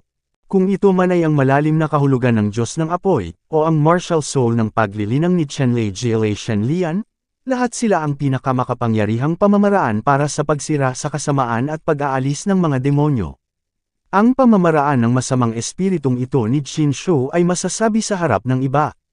Napakahirap, ngunit ang pagharap kay Chenlei, para itong kalaban, hindi ang kalaban ni Chenlei, at kahit sa mga kamay ni Chenlei, wala man lang siyang kapangyarihang lumaban. Sa oras na ito, sa wakas ay natanto ni Qin Shou ang agwat sa pagitan nila ni Chenlei.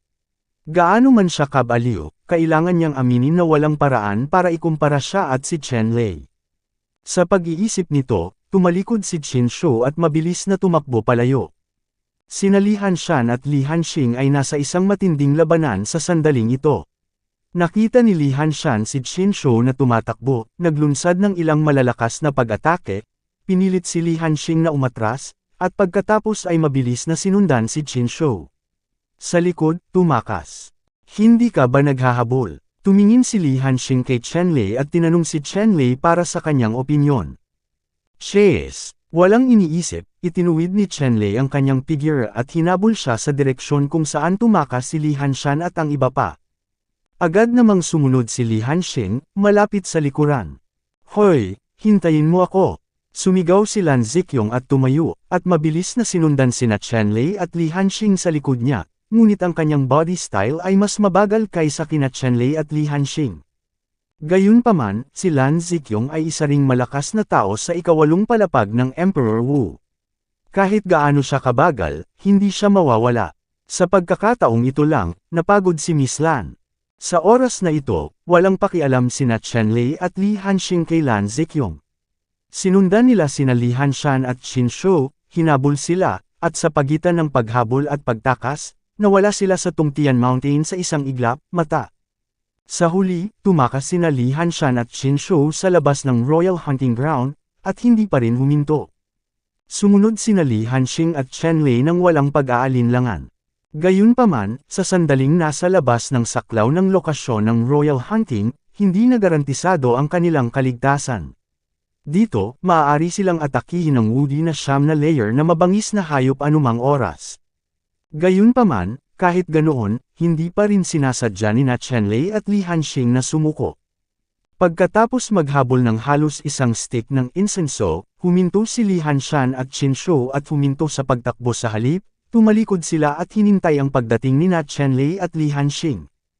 Ilang sandali pa, lumitaw sina Li Hanxing at Chen Lei sa harap nila Li Hanshan, at pagkatapos, ang munting prinsesa na si Lan Zikyong ang naghahabol ng hininga.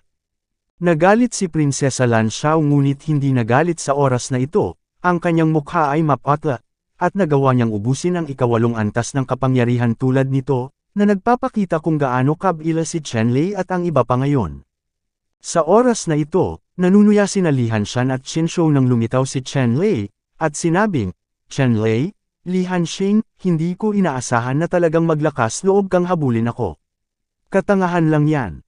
Nagulat sina Li Hanxing at Chen Lei habang tinitingnan nila ang tiwala at inosenteng sina Li Hanshan at Qin Shou, at sinabing, Li Hanshan, nag-set up ka na ba ng ambush dito?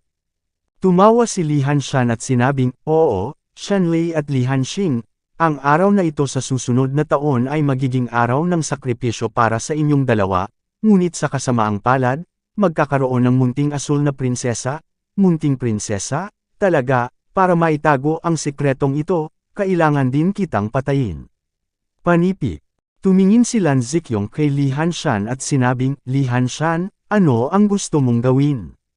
Tumawa si Li Hanshan at nagsabi, ano ang ginagawa mo, mauunawaan mo sa lalong madaling panahon.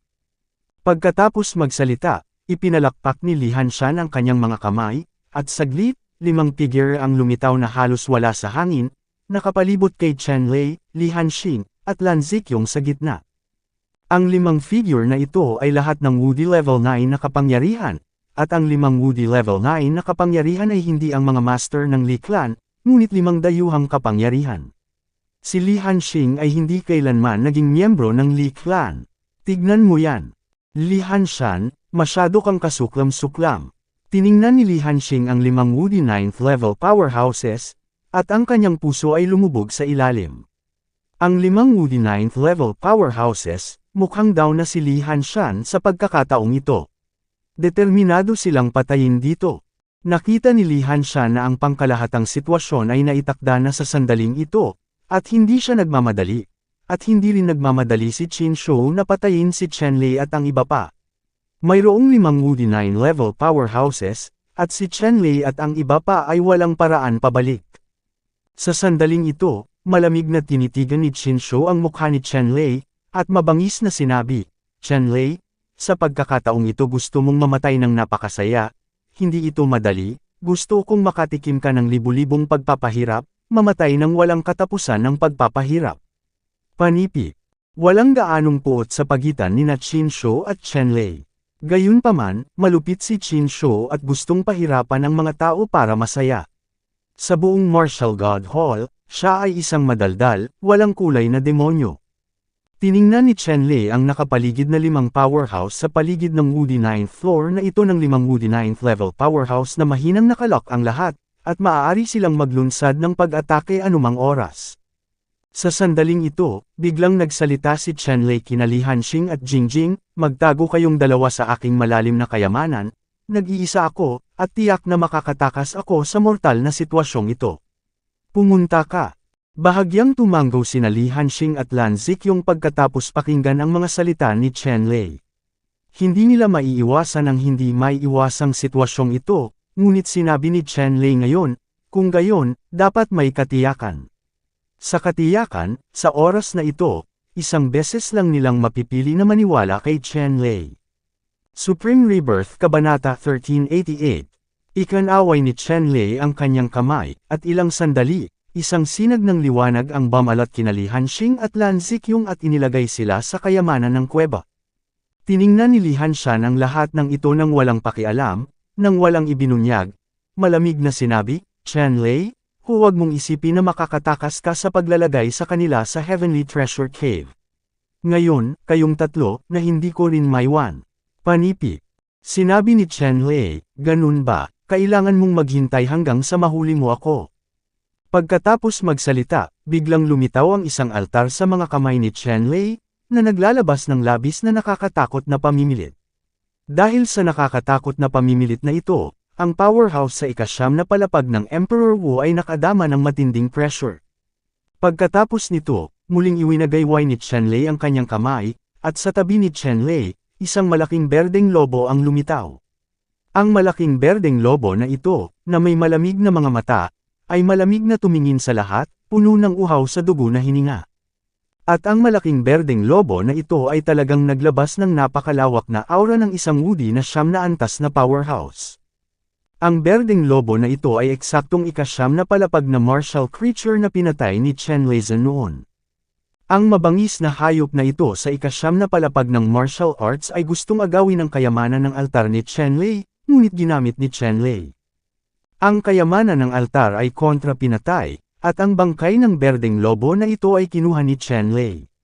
Sa loob ng isang buwan, hinaluan ni Chen Lei ang berdeng lobo na bangkay na ito ng napakaraming pambihirang materyales, at ang elder ng madilim na palasyo primordial spirit nilinang niya ang bangkay ng asul na lobo na ito, ginawang makapangyarihang puppet ang asul na lobo na ito, at naging isa pa niyang mamamatay. Sa oras na ito, sa pagharap sa isang mapanganib na sitwasyon, hindi nag-atubili si Chen Lei na gamitin ang berdeng lobo na pupe na ito. Patayin! Sigaw ni Chen Lei at tumalon sa altar. Ang altar ay nagradiated ng isang layer ng asul na liwanag, na sumasakop kay Chen Lei, at pagkatapos, dala ang walang katulad na makapangyarihang kapangyarihan, mabangis niyang inatake ang isang malakas na tao sa ika-siyam na palapag ng Emperor Wu. Ang asul na lobo na puti ay sumigaw, at nagpalabas ng napakalaking bugzo ng hangin, hinihipan ang nakapalibot na mga bundok na parang dayami, na may nakakatakot na momentum, at sumugod din patungo sa isang malakas na lalaki sa ika-siyam na palapag ng Emperor Wu. Ang ganitong malupit na kapangyarihan ay naging dahilan upang magbago ang kulay ng 5 eksperto sa Woody 9th floor na kumugkob kay Chen Lei, at kapwa may pangit na mukha sina Li Hanshan at Qin Shou. Umiwas sila at tumakas patungong Woody 9th floor. Sa likod ng malakas, sa kabaligtaran, ang napakalaking momentum ng makina ay maaaring maging sanhi ng malubhang pinsala kina Li Hanshan at Qin Shou. Boom! Bagamat nakakaramdam ako ng matinding pressure, ang ilang Woody 9th level powerhouses ay sunod-sunod na kumilos para pigilan si Chen Lei. Malakas silang 5 sa ika-siyam na palapag ng Emperor Wu, na hamarang sa isang lalaki sa unang palapag ng Emperor Wu. Kung hahayaan nilang makatakas ang lalaking ito ay isang biro. Nagkaroon ng malakas na ingay tulad ng lupa at lupa, isang sinag ng liwanag na bumaril sa kalangitan, at hindi mabilang na mahinang ulan ang kumalat sa paligid. Grabe ang umuulan na ito. Lahat ng madaanan nila ay naging abo. Sandali lang naman. Sa loob ng radius ng libu-libong milya, ang lahat ng mga bato at puno ay nawasak sa lupa. Ang lupa ay kasing kapal ng rice fine stone powder at ang mga taluktok ng bundok sa loob ng radius na libu-libong milya ay nayanig sa pinong pulbos sa ilalim ng suntok na ito, na mas pinong kaysa sa harina. Nagulat ang 9th level Woody expert na hamarang kay Chen Lei. Naramdaman na lamang niya ang isang walang kapantay na puwersa na nagmumula sa altar.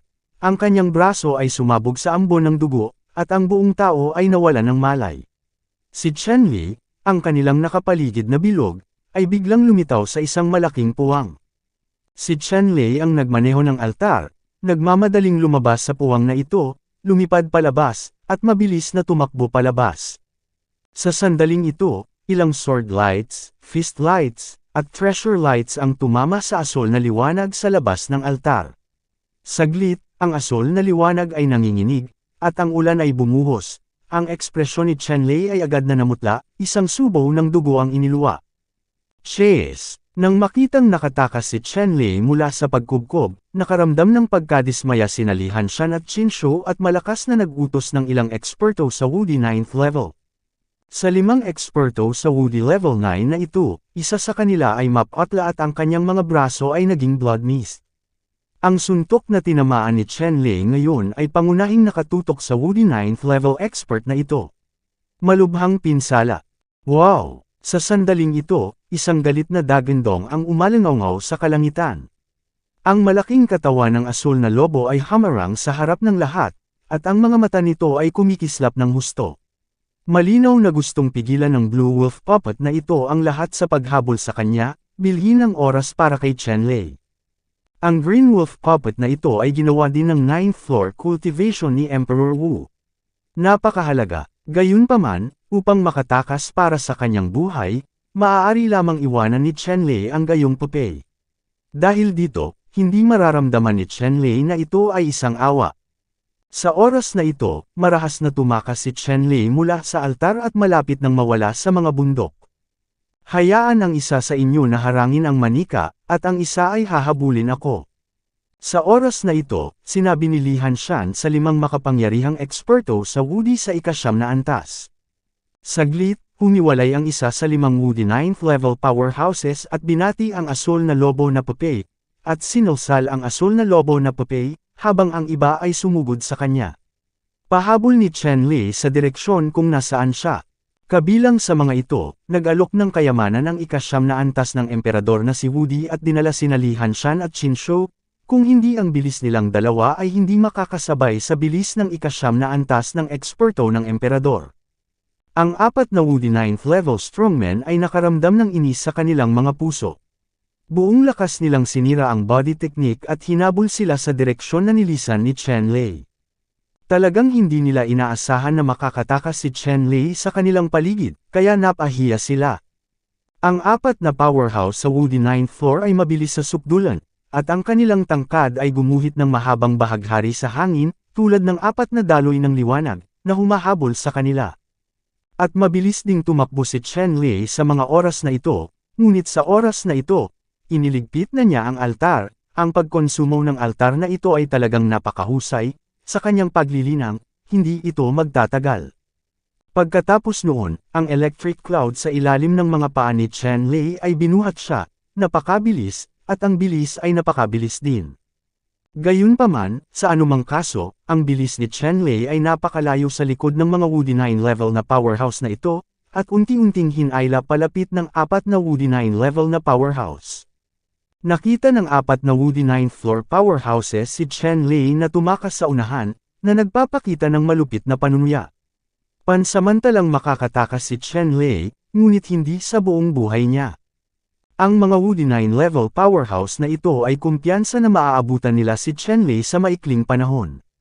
Sa pagkakataong ito, hindi na sila magkakaroon ng kawalang ingat pagkatapos na palibutan si Chen Lei. Susubukan nila ang kanilang makakaya na sabog siya sa mga latak at selyuhan ng kanyang kaluluwa upang makita kung ano pang mga trick ang maaari niyang laruin. Ilang mga powerhouse sa ika-9 na palapag ng Emperor Wu ay lihim na marahas habang tinutulak ang bilis sa sukdulan, at ang distansya sa pagitan ng dalawang panig ay papalapit. Biglang, ilang eksperto sa ika-9 na palapag ng Emperor Wu ang nakakita kay Chen Lei sa kanyang harapan na naghagis ng itim na bola pababa, at ang itim na bowl ang ito ay biglang sumabog sa isang mabatong bundok. Nahati sa dalawa, nagsiwalat ng malaking kuwebang bato. Napakalakas ng itim na bowl ang ito kaya nagulat ang mga eksperto sa Wudi sa ika-9 na antas. Ang itim na bowl ang ito, at ang nanginginig na kidlat mula sa Sheikang Haizang, ay parehong mas malakas. Sa sandaling ito, mula sa malaking kuwebang bato na iyon, isang malaking itim na anino ang biglang bumaril at pumailan lang sa hangin, na hamarang sa daanan ng 4 na eksperto sa antas ng ika-9 na Wudi. Supreme Rebirth Kabanata 1389. Ang malaking itim na anino na ito ay isang malaking sawa. Ang mga kaliski sa katawan nito ay itim na parang tinta, na naglalabas ng ginto at parang bakal na mga banda.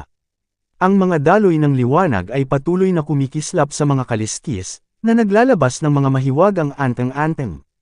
Wen, tumingin sa 4 na Wudi 9th level powerhouses na pumasok sa kanyang teritoryo. Malas. Ang higanteng sawa na ito, na lumulunok ng matingkad na mga letrang pulang dugo, tulad ng isang mahabang kulay dugo na latigo, ay hindi nag-atubiling sumugod sa 4 na Wudi 9th tier powerhouse na ito. Itong mga hayop na to, dumadaan lang tayo at hindi tayo mali siya. Sabi ng isang martial artist sa ika-9 na palapag ng Emperor Wu habang umiiwas, na ipinapahayag ang kanyang intensyon sa higanteng sawa. Sayang naman itong higanteng sawa na natangay ng kidlat ni Chen Lei, at galit na ito. Saan ko maririnig ang paliwanag nitong dalubhasa sa Wudi na ika-9 antas, ang malaking katawan ay naglalabas ng nakakagulat na kalangitan pagkatapos, tulad ng isang sagradong dragon, dinudurog nito ang isang napakalakas na pag-atake, nagbuga ng malaking dami ng makamandag na ambon, at bumabalot sa 4 na pang-9 na Wudi, antas ng mga powerhouse. Ang 4 na Wudi 9th level powerhouses ay naghihirap sa ngayon. Pambihira talaga ang kapangyarihan ng mga dambuhalang sawa na ito, lalo na ang makamandag na ambon, kahit na sila ay mga Woody 9th level powerhouses.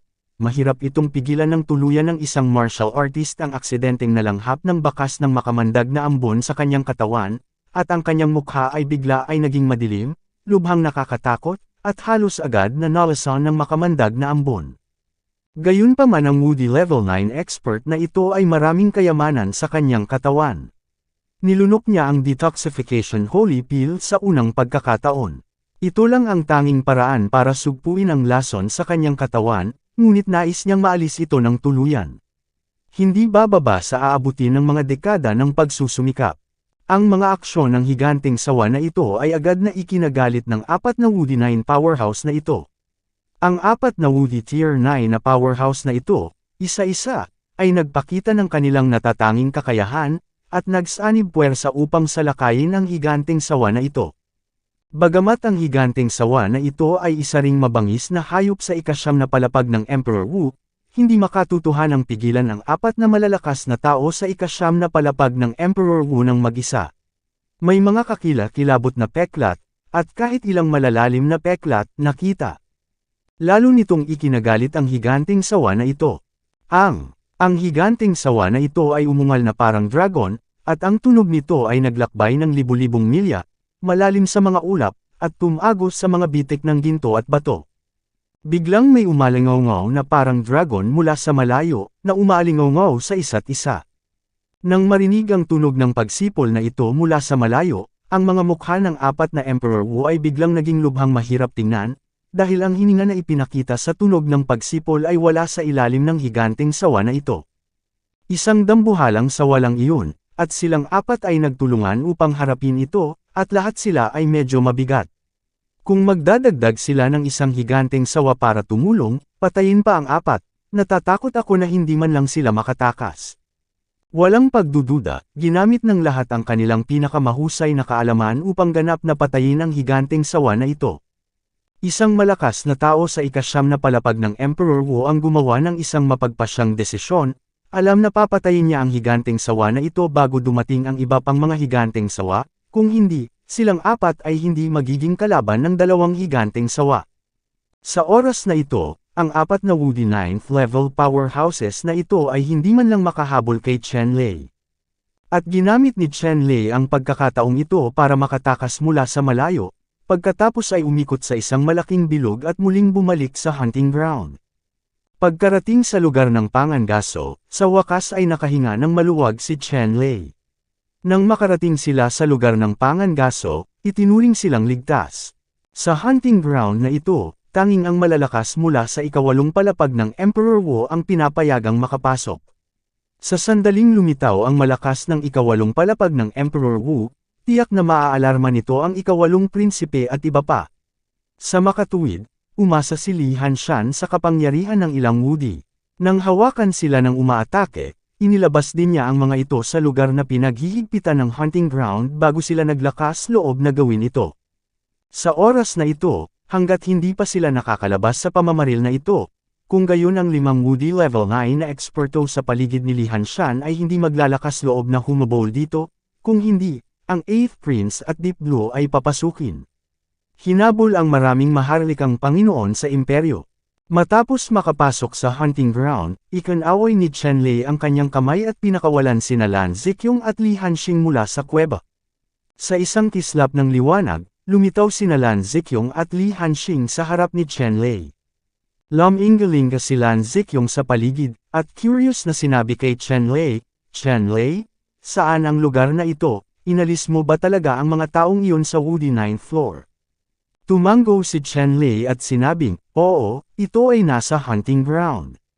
Ang mga nasa 9th floor ng Emperor Wu ay hindi nang ahas na pumasok. Ligtas na tayo sa ngayon."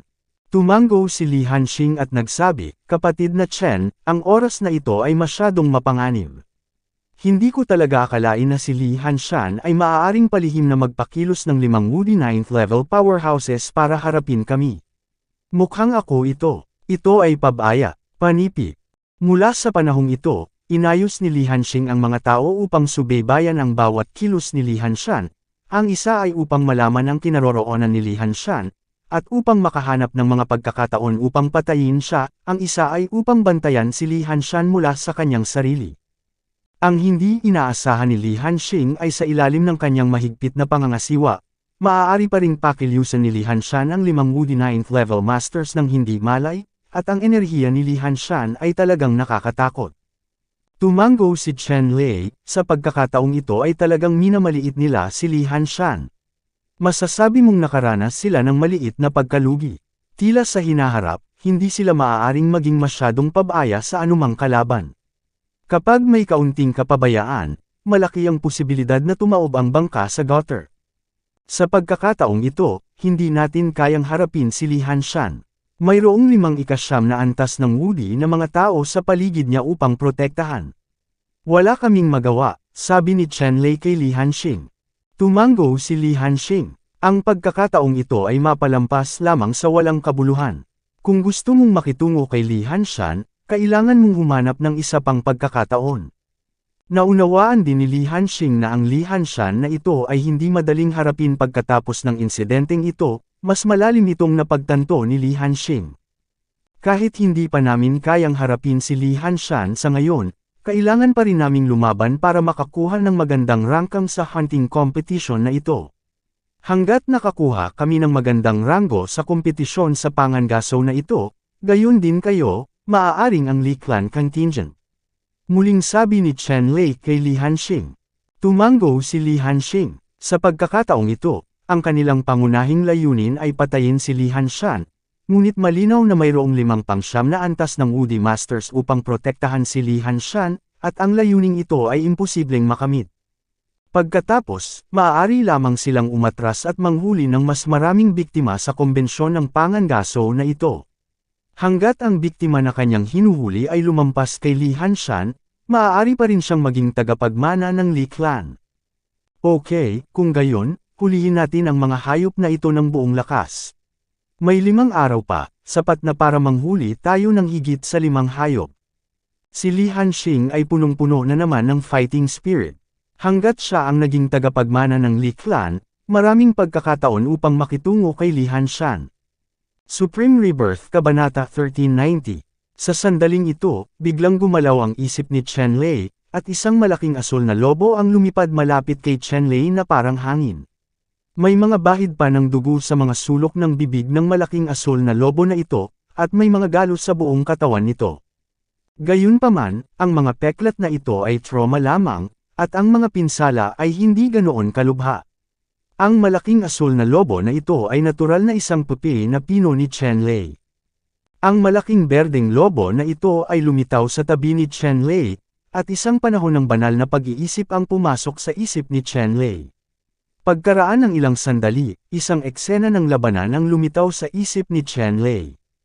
Ang eksenang ito ng labanan ay eksaktong eksena ng matinding labanan sa pagitan ng Blue Wolf Puppet at ng Woody 9-layer Strongman, at ang huling resulta ng labanan ay ang Blue Wolf Puppet ay nakamit ang isang mahusay na tagumpay, at ang Woody 9-layer Strongman. Ang powerhouse sa 9 na palapag ng Woody ay nakatakas lamang sa kalahati ng kanyang katawan, na masasabing nagdusa ng malaking pagkawala. Ang 9 na antas na malakas na Woody na lumalaban sa pupi na Blue Wolf ay walang daan-daang taon. Huwag isipin ang tungkol sa pagbabalik sa pinakamataas na kondisyon. Dahil dito, medyo nasisiyahan na si Chen Lei. Pagkatapos ng lahat, ang Woody 9th level powerhouse ay maaaring ituring bilang isang henyo na powerhouse. Ang kapangyarihan ay malupit, at ang asul na lobo na pupi ay maaaring magdulot ng malaking pinsala sa kalaban. Ang record na ito ay masasabing labis na ikinagulat ni Chen Lei. Sa sandaling ito, isang malaking banal na pag-iisip ang lumabas at hinanap si Chen Lei. Sino ang gumagamit ng 9 na palapag na pupi ni Emperor Wu? Hindi mo ba alam na ito ay labag sa batas? Sa banal na kaisipang ito, dumating ang gayong mensahe. Gumalaw ang puso ni Chen Lei, at ang larawan ng labanan ng asul na lobo na pupi na kaka-flash lang sa kanyang isipan ay naipasa sa banal na isipan na ito, at sinabi niya, alam ng Panginoong ito na hindi natin ginagamit ang asul na lobo na pupi para sa pangangaso, ngunit upang matugunan kapag nakatagpo ng mga pag-atake ng kaaway, ang berdeng lobo na manika ay ginagamit upang harapin ang mga kaaway. Panipi. Okay, Alam ko ang tungkol dito, at susuriin ko ito ng detalyado, at itatago ang manika. Ang espiritual na isip na ito ay nagsabi. Tumango si Chen Lei, at agad na iniligpit ang berdeng lobo na puppet, para hindi talaga magkamali ang pagkakaintindi ng martial artist na sinusubaybayan ng hunting meeting na ito.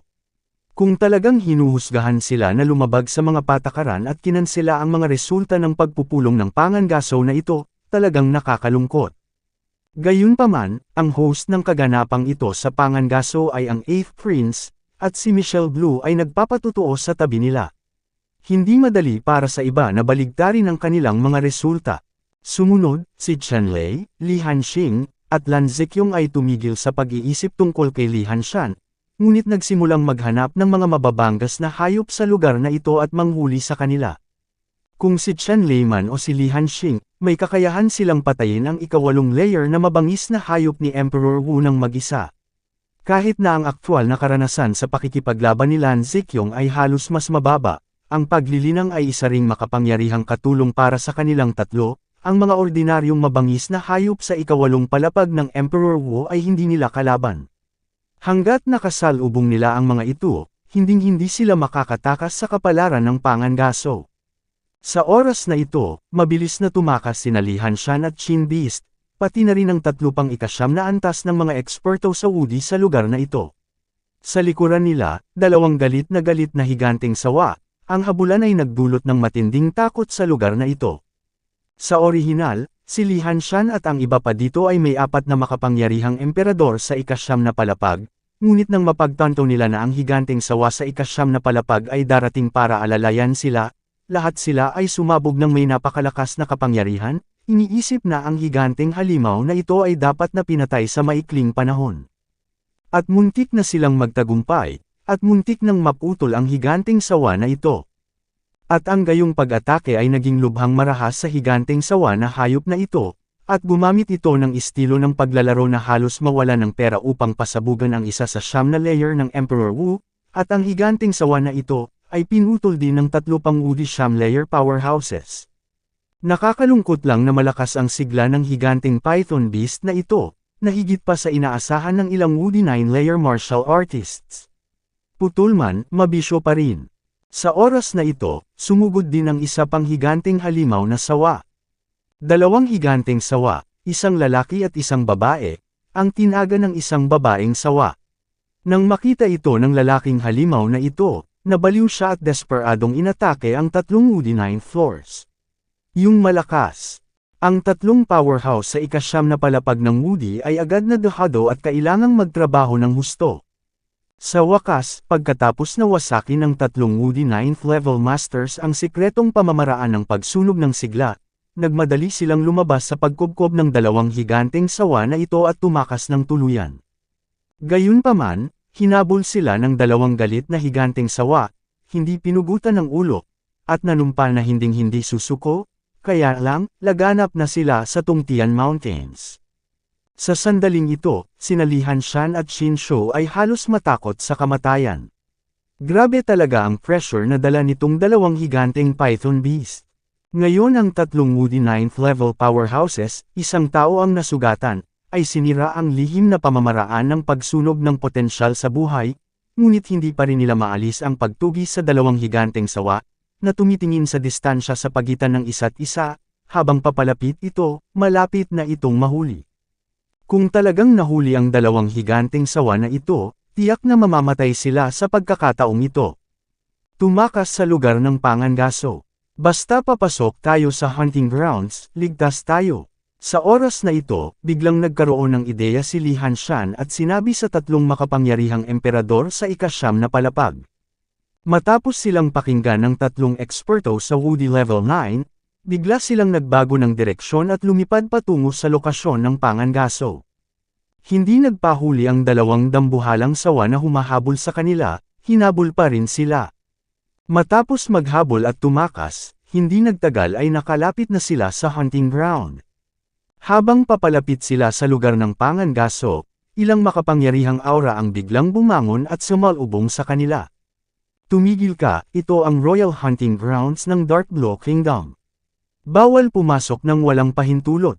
Ang malalakas na hiningang ito ay pawang mga powerhouse sa ikasyam na palapag ng Emperor Wu. Sila ang nagpapanatili ng seguridad at kaayusan ng mga lugar ng Pangangaso. Ang mga hayop sa itaas ng ikasyam na palapag ng Emperor Wu o mga martial artist ay hindi pinapayagang pumasok. Ilang matatanda, kami ay mga disipulo ng Li family at martial god Wu Fu. Hinabol kami ng mga halimaw sa likod. Mangyaring tulungan kami. Sinabi ni Li Hanshan sa master na si Emperor Wu sa ikasyam na palapag, at direktang ipinakita ang kanilang mga identity card. Matapos suriin ng isa sa mga master na ito ang kanyang card ng pagkakakilanlan, sumigaw siya sa isang malalim na boses, "Maaari kayong dalawa na pumasok, ang iba ay ipinagbabawal na pumasok." Tumanggo sina Li Hanshan at Qin Shu, na nagpapakita ng kagalakan, at lumipad patungo sa lugar ng Pangangaso. Sa oras na ito, dalawang higanteng sawa ang napatay. Sheesh! Ilang marahas na hininga ang biglang bumuhos sa kalangitan, pinawi ang mga ulap sa hangin, at naglabas ng napakalakas na aura, na ikinagulat ng dalawang higanteng sawa. Ang mga nanghihimasok ay huminto, ito ang Royal Hunting Area ng Deep Blue Empire, at ang mga nanghihimasok ay namamatay. Malakas na sumigaw ang isang Woody 9th Floor Master sa dalawang higanteng sawa na sumugod. Naramdaman ng dalawang higanteng sawa ang ilang malakas na pagbabago bago nang hininga sa kanilang harapan, at agad silang nabigla, at hindi sila nang ahas na magpatuloy sa pagpasok. Thank you for watching.